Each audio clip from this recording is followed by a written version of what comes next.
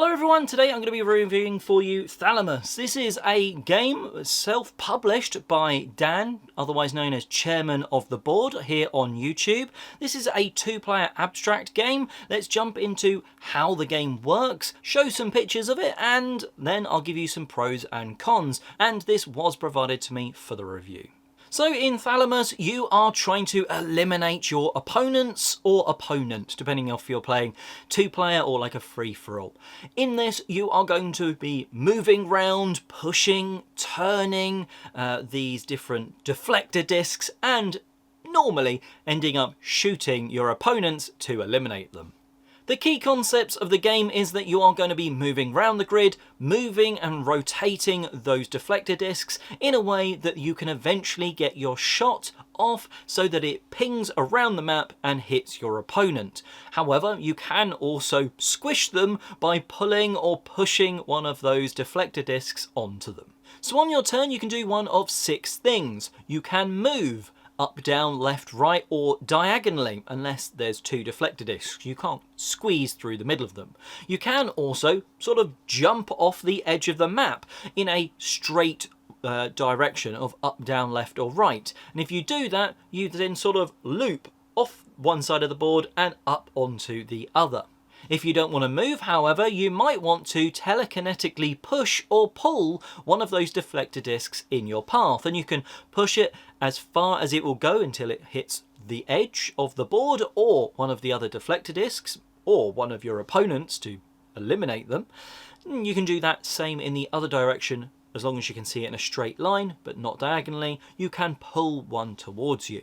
Instead, you could rotate any deflector disc on the map. Perhaps the deflector disc next to you, though, is basically pointing towards you, and rotating it or pushing it, it's not going to give you much sort of opportunity. So you can remove one of the deflector discs that is adjacent, up, down, left, right, or diagonally to your player pawn, and you just remove it from the board. And finally, the 6th thing you can do is shoot. And in this way, you shoot in a straight line, up, down, left, right, or diagonal, and if that sort of laser beam hits any of the deflector discs or corners, it's going to, well, bounce off, but not like a mirror.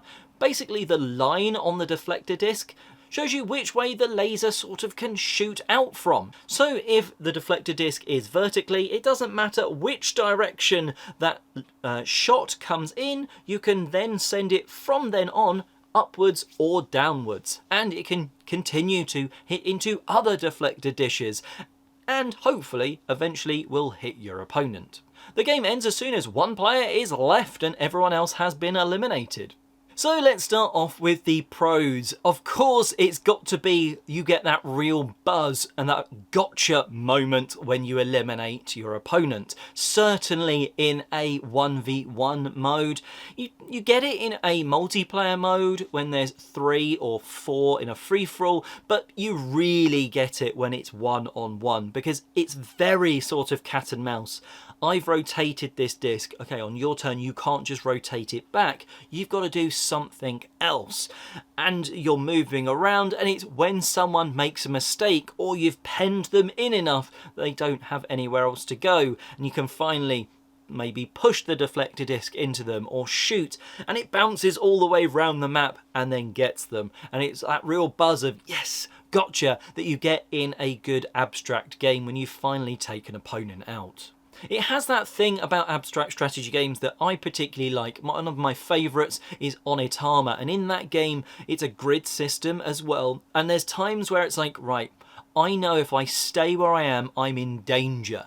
And in this case, you can be in danger from being shot or squished by a deflector disc. And you're like, right, I know I can't stay here. And then you have to sort of work out, right, if I move there, I'm still in that line, so I could, you know, if I was being shot anyway, I'm still in that same deflector disc angle.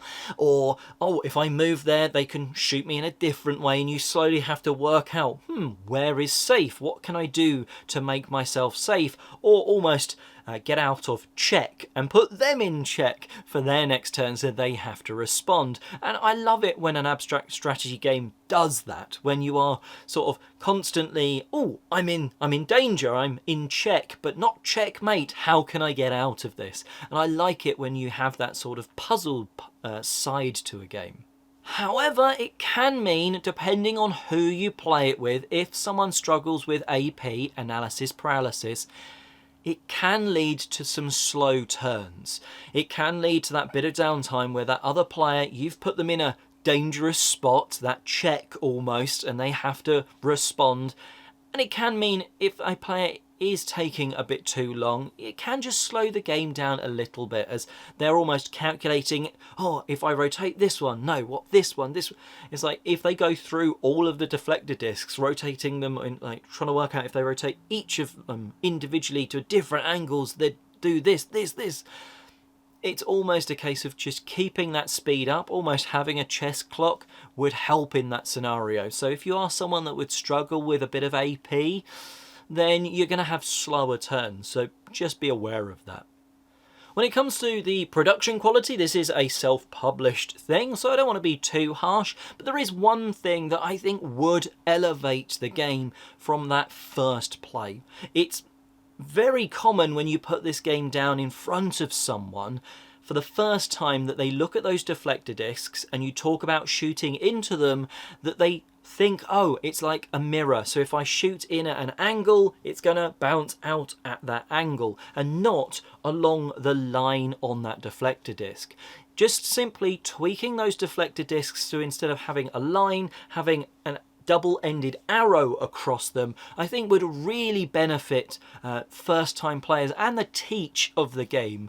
You wouldn't have that sort of little stumbling block to get past. You'd just sort of be able to say, right, it fires in, and you then carry on your shot in one of these two directions. I think it would be just a touch clearer.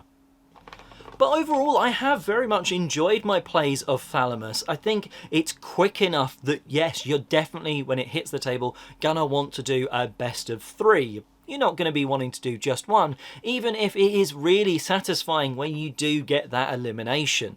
I think playing it 1v1 is going to be how many people enjoy it. I do like the fact, though, that you can, if there's 3 or 4 of you, still play the game. There is the slight stumbling block of these look like almost mirrors that you should be firing into, but as long as you get past that very quickly and within a few sort of seconds of your first game, it will all start to click. It just could have been a bit clearer for that teach, that sort of thing, if they were arrows and not just lines.